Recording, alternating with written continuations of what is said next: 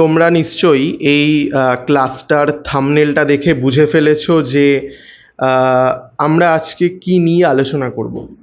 আমরা আজকে মূলত কিন্তু দশম শ্রেণীর ইতিহাসের প্রথম অধ্যায়ের একটা খুব গুরুত্বপূর্ণ টপিক নিয়ে আলোচনা করব, যেটি হচ্ছে খাদ্যাভ্যাসের ইতিহাস।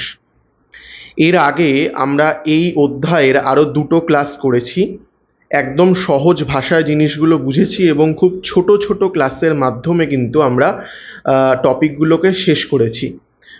তো আজকের যে ইতিহাসটা, খাদ্যাভ্যাসের ইতিহাস, সেই টপিকে যাওয়ার আগে তোমাদের যদি দুটো প্রশ্ন করা হয় যে ইতিহাস বলতে তোমরা কি বোঝো এবং ইতিহাসে আমরা মূলত কাদের কথা আলোচনা করি, তো তোমরা নিশ্চয়ই সবাই একই উত্তরই দেবে যে অতীত দিনের যে কাহিনী বা ঘটনা, সেই ঘটনাকেই কিন্তু বলা হয় ইতিহাস।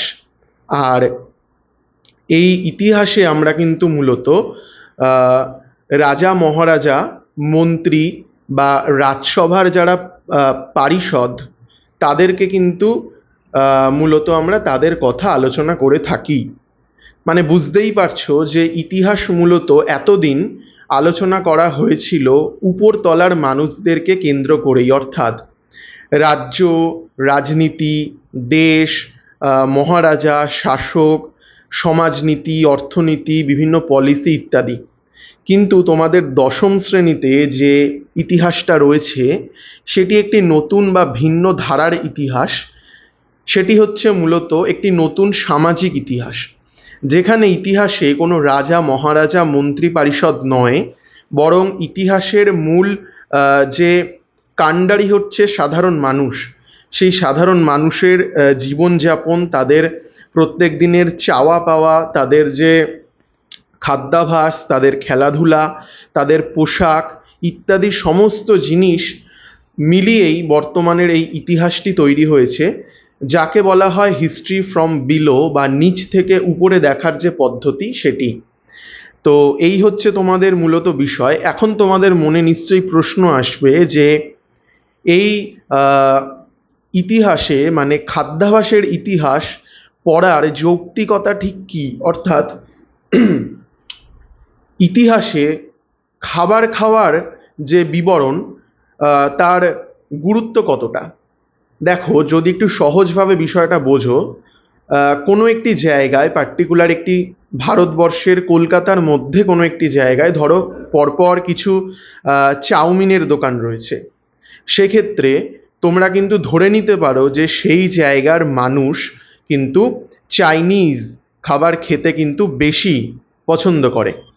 তো সেই জন্য কিন্তু সেখানে এতগুলো চাউমিনের দোকান। ধরো কোনো একটি জায়গায় প্রচুর ছোট ছোট খাবারের হোটেল রয়েছে, মানে সেখানে ওই 30 টাকা, 40 টাকা কিংবা 50 টাকার মধ্যেই সমস্ত খাবার পাওয়া যায়। তো সেক্ষেত্রে তোমরা কিন্তু বুঝতে পারবে যে এই জায়গায় নিম্ন মধ্যবিত্ত মানুষদের প্রচুর আনাগোনা রয়েছে। আবার যদি কোনো জায়গায় যে দেখো যে কোনো ছোটোখাটো কোনো খাবারের দোকানই নেই, সেখানে দোকান বলতেই সমস্ত বড় বড় রেস্তোরাঁ, বড় বড় রেস্টুরেন্ট, সেক্ষেত্রে তোমরা কিন্তু সহজেই বুঝে নিতে পারবে যে এখানে উচ্চবিত্ত মানুষদের বসবাস। তাই বুঝতেই পারছো যে কোনো একটি জায়গার স্থানীয় ইতিহাস জানতে গেলে সেখানকার খাদ্যাভ্যাসের যে প্রচলনটা, সেটা বোঝাটা কতটা জরুরি। তো সেই জন্যই এই নতুন সামাজিক ইতিহাসের মধ্যে বা ইতিহাসের এই নতুন ধারায় কিন্তু খাদ্যাভ্যাসের ইতিহাস প্রচণ্ড গুরুত্বপূর্ণ। দেখো এখানে কি লিখেছে যে মানুষের জীবন ধারণের অপরিহার্য উপাদান হচ্ছে খাদ্য, অর্থাৎ খাবার ছাড়া কিন্তু মানুষ বাঁচতে পারে না। খাদ্যকে সংস্কৃতির একটা অঙ্গ হিসেবে মনে করা হয়, যার মধ্য দিয়ে সমাজের কিন্তু অর্থনৈতিক, সাংস্কৃতিক এবং সামাজিক কাঠামো পরিস্ফুট হয়। দেখবে খাদ্য কিন্তু একটা সংস্কৃতির অংশ। এই যে রসগোল্লা, এটি একটি কলকাতার একটা খাদ্য সংস্কৃতির অংশ। এখানে ধরো প্রচুর রসগোল্লার দোকান রয়েছে, এটাই একটা সংস্কৃতি গড়ে উঠেছে। আবার ধরো পাহাড়ের দিকে প্রচুর মোমো পাওয়া যায়, তো মোমোটা একটা পাহাড়ি সংস্কৃতির অংশ হয়ে গিয়েছে। দক্ষিণ ভারতের দিকে যেখানে ধোসা, ইডলি ইত্যাদি টক জাতীয় খাবার বেশি পাওয়া যায়, সেখানে ওটাই একটি সংস্কৃতির অঙ্গ হয়ে উঠেছে। তাই এটাই এখানে বোঝানো হচ্ছে যে খাবার হচ্ছে মানুষের একটা জীবন ধারণের অঙ্গ এবং অপরিহার্য অংশ। খাবার ছাড়া মানুষ বাঁচে না। কিছু একটা খেয়ে ফেললেই কিন্তু হয়ে যায়, তা সত্ত্বেও প্রত্যেকটি অঞ্চলে কিন্তু খাবারের একটি ভিন্ন ভিন্ন সংস্কৃতি গড়ে উঠেছে এবং যার মধ্য দিয়ে আমরা কিন্তু অর্থনীতি, সংস্কৃতি এবং সামাজিক কাঠামোকে বুঝতে পারি। অর্থনীতিকে কিভাবে বুঝতে পারি? এই যে বললাম যে সেখানে কি ধরনের খাবারের দোকান বা খাবারের আইটেম বেশি পাওয়া যাচ্ছে সেটা দেখে সেখানকার অর্থনৈতিক ব্যবস্থাটাকে কিন্তু বোঝা যায়। ধরো সেখানে যদি তোমরা দেখো যে প্রচুর বড় বড় রেস্তোরাঁ রয়েছে, সেক্ষেত্রে কিন্তু তোমরা বুঝবে যে সেখানে উচ্চবিত্ত মানুষদের কিন্তু বেশি চলাচল রয়েছে। আবার সেখানে যদি খুব কম দামি কিছু খাবার বিক্রি হয়, সমস্ত দোকানে সেই ছোট ছোট খাবারের জিনিসগুলো, তো সেক্ষেত্রে কিন্তু তোমরা বুঝতে পারবে যে সেখানে নিম্ন মধ্যবিত্তদের কিন্তু প্রচলন রয়েছে। আবার ধরো কোনো একটা জায়গায় যদি দেখো যে সমস্ত জায়গায় সেখানে আমিষ খাবার, নিরামিষ খাবার বিভিন্ন চলছে, কিন্তু কোনো একটা জায়গায় পার্টিকুলার সেখানে নিরামিষ খাবার একটা প্রচলন, তো সেখানে তোমরা নিশ্চয়ই বুঝতে পারো কাছাকাছি হয়তো কোনো মন্দির রয়েছে।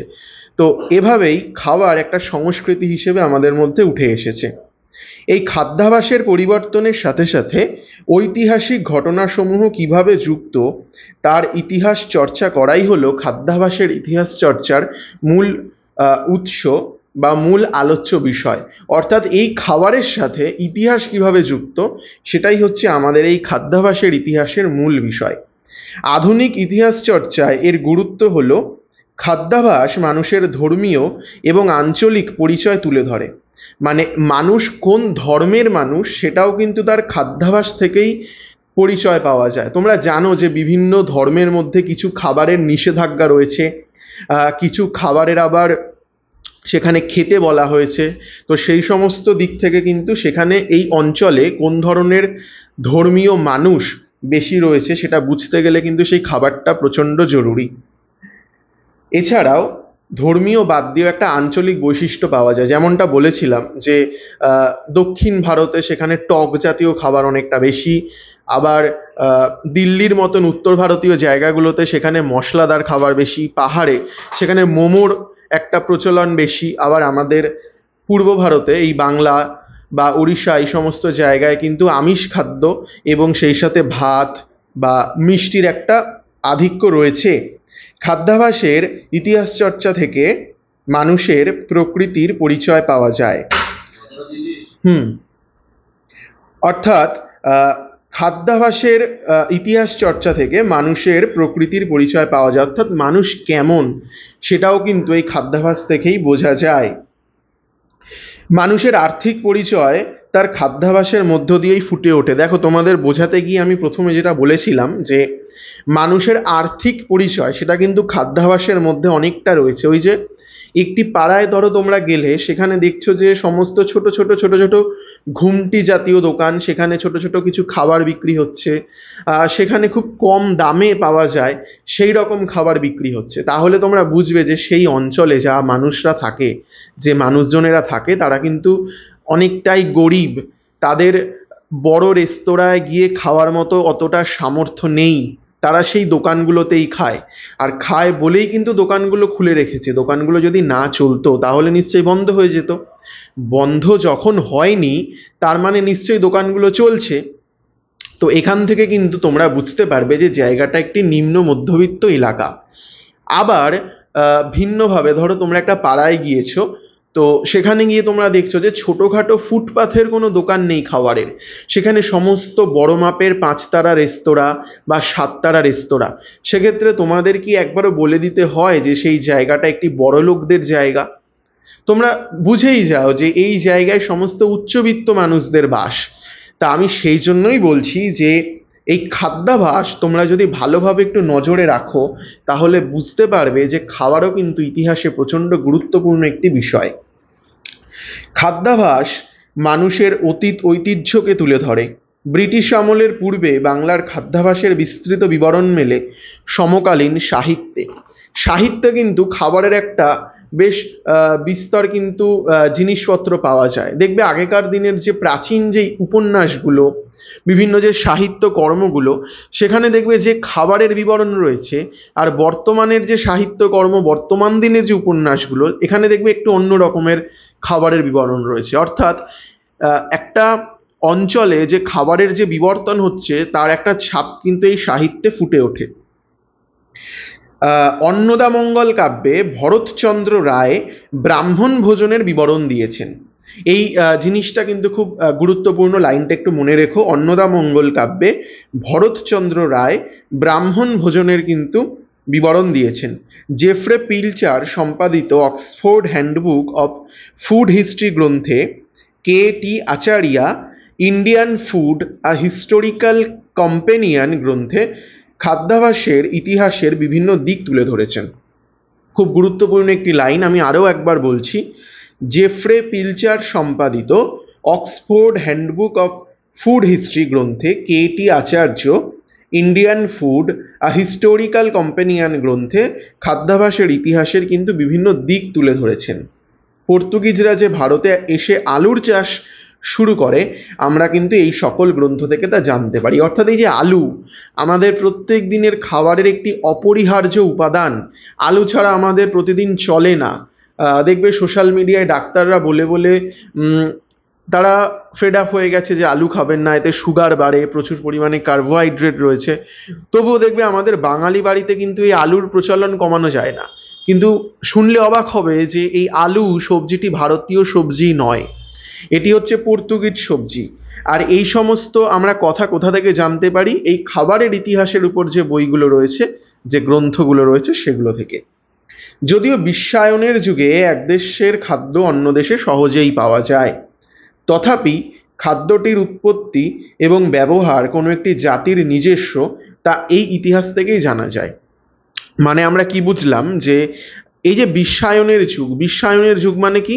মানে এক দেশের জিনিস আরেক দেশে সহজেই চলে যাচ্ছে। পুরো বিশ্ব একটা বাড়ি এখন।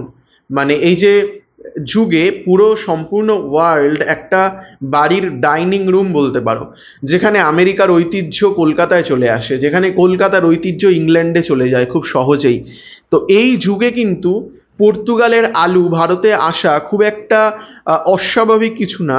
তা সত্ত্বেও এই যে সবজিটির প্রাচীন যে উৎপত্তিটি কোথায় এবং কিভাবে সেটি আমাদের দেশে এসেছে, তার কিন্তু একটা ইতিহাস রয়েছে।